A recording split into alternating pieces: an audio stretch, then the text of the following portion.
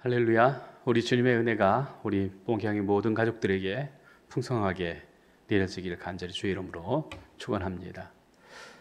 오늘은 다니엘서 2장 1절에서 13절 말씀을 가지고 느부갓네살 왕의 꿈과 다니엘의 위기라고 하는 제목으로 하나님 말씀을 생각해 보고자 합니다. 여러분, 주무시다가 가끔 꿈을 꾸시죠?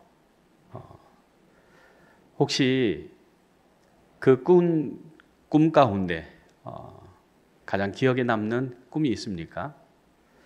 저는 그런 꿈이 있습니다. 예전에 꿈을 꾸는 가운데 로또 번호를 받았어요. 얼마나 좋겠습니까? 꿈에서 깼는데 꿈이지만 너무나 생생한 거예요. 그런데 문제는 뭐냐면 분명히 꿈에는 그 번호를 받았는데 깨어서는 이 번호가 하나도 생각이 나지 않더라는 거예요. 얼마나 답답하겠습니까? 번호만 알면은 1등은 분명한 것 아니겠습니까? 그런데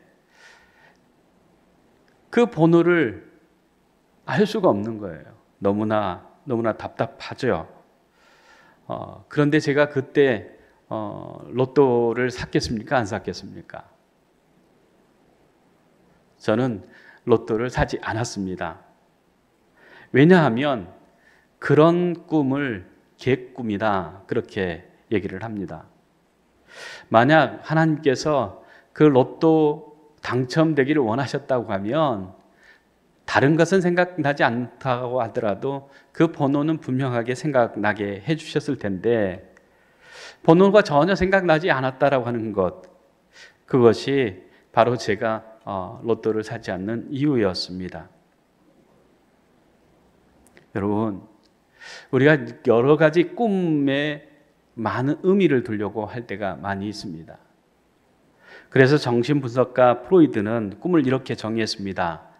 낮의 의식 세계 가운데 일어나는 사건이 무의식 세계에 연장되는 것이다. 이렇게 정의를 했습니다. 즉 낮의 의식적인 그런 세계에서 일어났던 모든 일들이 무의식 세계에서 일어나는 그러한 일로 연장된 것이다 라고 하는 것이죠. 또 다른 정신분석자 융은 한 차원 더 나아가서 신이 앞으로 될 일을 미리 보여주시는 계시의 수단이다 이렇게 말하기도 했습니다. 그런데 오늘 본문 말씀에 보면은 느부갓네살 왕이 꾼 꿈에 대해서 이야기하고 있습니다. 다니엘서 2장 1절 말씀 보면 느부갓네살이 다스린 지 2년이 되는 해에 느부갓네살 왕이 꿈을 꾸고 그로 말미암아 마음이 번민하여 잠을 이루지 못한지라 이렇게 말씀합니다. 즉 느부갓네살 왕이 왕에 오른 지 2년 되던 해, 즉 BC 603년으로 우리가 이해를 하게 되어지는데 그 해에는 이 다니엘과 세 친구가 3년 궁중학교를 졸업하고 고위 관리로 등극한 해입니다. 그 어느 해보다도 정말 의미가 있는 그러한 해이다라고 할 수 있죠. 그 해에 어느 날 이 느부갓네살 왕이 한 꿈을 꾸었습니다. 분명 꿈을 꾸었는데 깨어서 생각해 보니까 무슨 꿈을 꾸었는지 도대체 알 수가 없는 거였어요. 곧 꿈을 잃어버린 것이죠. 이 일로 인해서 너무 답답해지고 또 번민하여 이렇게 얘기를 합니다. 생각이 복잡해지니까는 밤잠도 설치게 되었습니다. 그런데 느부갓네살이 누구입니까? 왕 아닙니까?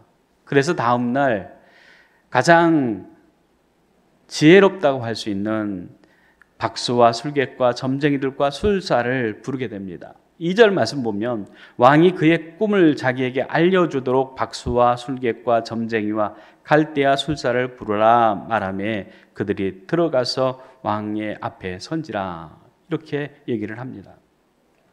왕은 바벨론에서 내노라고 하는 지혜로운 사람들, 박수와 술객과 점쟁이와 술사들을 다 궁으로 불러들였습니다.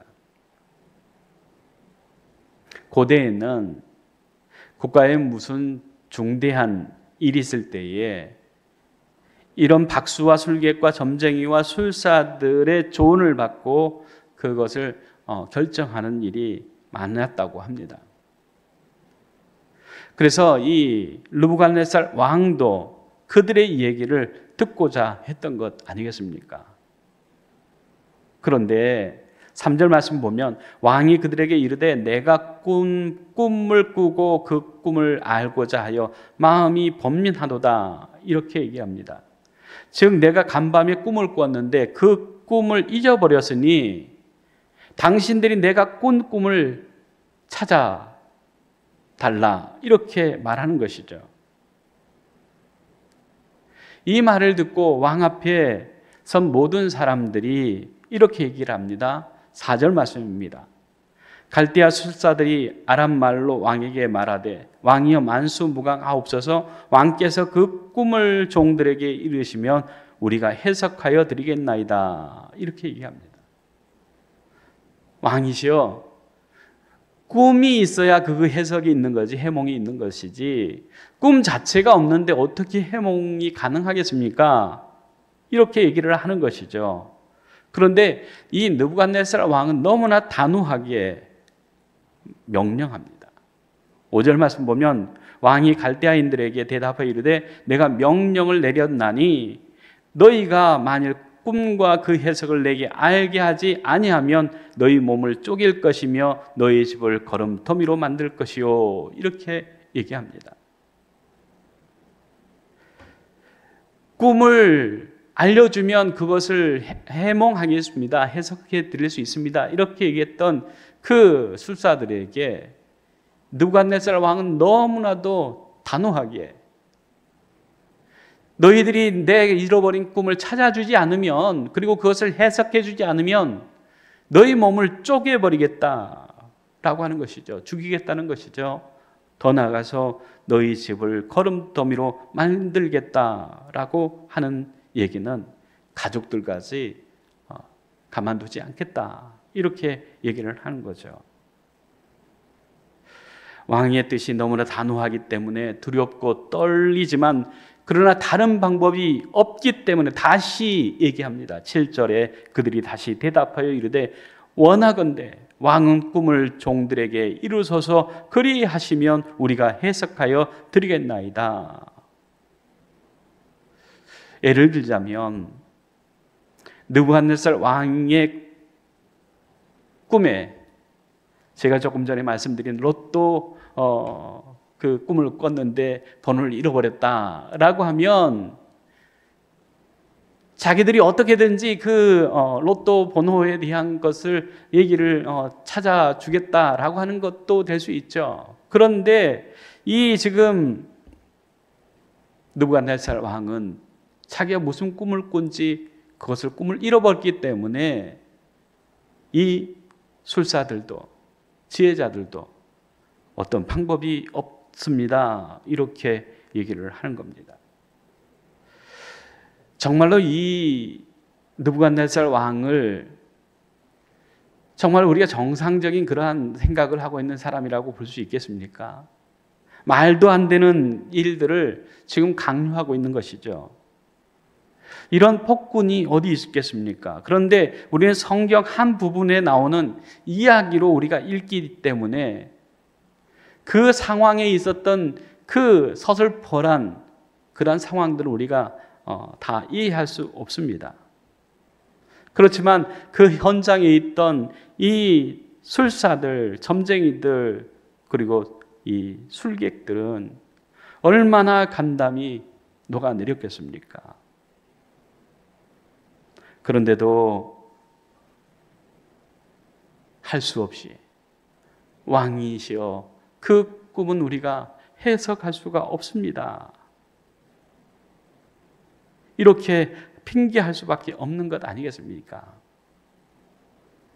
이런 답답한 일들을 겪으면서 이들이 하는 말이, 왕이 8절 말씀 보면 왕이 대답하여 이르되 내가 분명히 아노라 너희가 나의 명령이 내려졌음을 보았으므로 시간을 지연하려 함이로다. 이렇게 얘기를 합니다.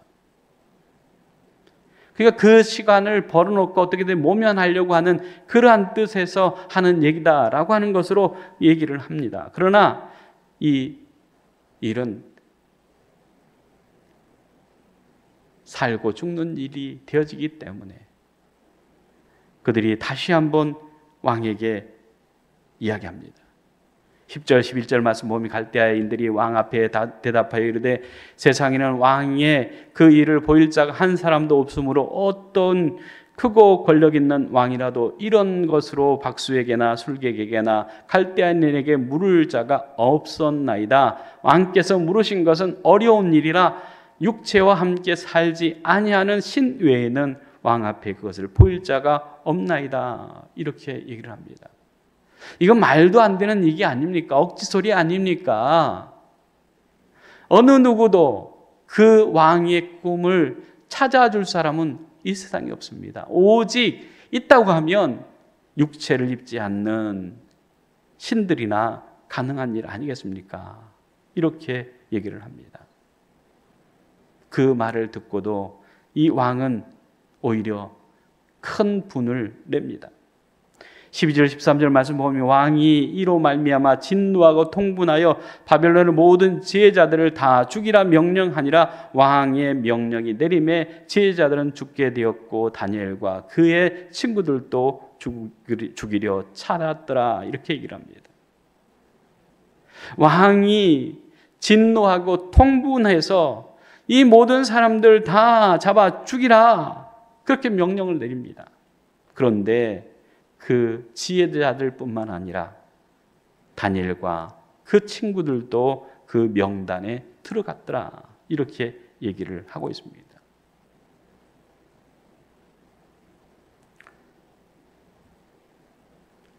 위기는 하나님께서 준비하신 새로운 기회입니다. 하나님께서 다니엘을 느부갓네살 왕 다음의 권력자인 총리로 세우시기 위해 준비하신 그 무대였고 하나님이 그 모든 것을 총 연출하는 연출자였습니다. 느부갓네살 왕에게 꿈을 꾸게 하시고 그 꿈을 흔적도 없이 잊게 하시고 또한 그 일로 인해서 범민하게 만드셨을 뿐만 아니라 바벨론에 있는 박수들과 술사들과 점쟁이들과 술객까지도 다 속수무책으로 아무런 대책이 없는 그러한 상황 속에 하나님께서 들어가게 하셨다라고 하는 겁니다. 그 다음에 하나님께서 준비하신 것은 바로 다니엘을 그 무대에 올리는 거였습니다. 그리고 꿈과 해몽을 들은 다니엘을 통해서 꿈과 해몽을 들은 이 느부갓네살 왕은 다니엘서 2장 46절 47절 말씀 보면 이에 느부갓네살 왕이 엎드려 다니엘에게 절하고 명하의 예물과 향품을 그에게 주니라. 왕이 대답하여 다니엘에게 이르되 너희 하나님은 참으로 모든 신들의 신이요 모든 왕의 주제시로다. 내가 능히 이 은밀한 것을 나타내었으니 내 하나님은 또 은밀한 것을 나타내시는 이시로다. 이렇게 고백합니다. 즉 느부갓네살 왕이 말도 아닌 그러한 꿈의 얘기를 통해서 다니엘과 세 친구가 하나님 앞에 준비된 사람으로서 이 왕에게 인정받고 높임받고 또한 그들을 통해서 다 바벨론에 하나님의 살아계심을 하나님의 역사하심을 보게 하신다라고 하는 것을 우리가 보게 되었습니다. 사랑하는 목양교회 성도 여러분, 여러분 세상 가운데 만나는 위기는 하나님께서 여러분을 위해서 준비하신 새로운 기회임을 볼 수 있기를 바랍니다. 마치 느부갓네살 왕이 다니엘과 세 친구들을 죽일 그 살생부를 받았지만 다니엘과 세 친구처럼 이대로 가면 죽겠구나 할 정도로 앞이 보이지 않는 캄캄한 현실이 계속될 것 같았지만 그러나 그들이 하나님 앞에 기도하고 하나님 앞에 엎드렸을 때 하나님을 찾을 때에 그들에게는 그 위기가 오히려 기회가 되어졌음을 우리가 보게 되어집니다.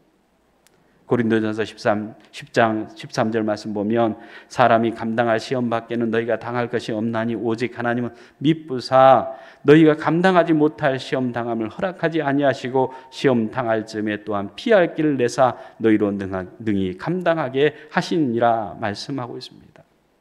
세상의 역사는 느부갓네살 왕을 위한 역사가 아닙니다. 하나님의 사람 다니엘을 위한 역사였습니다.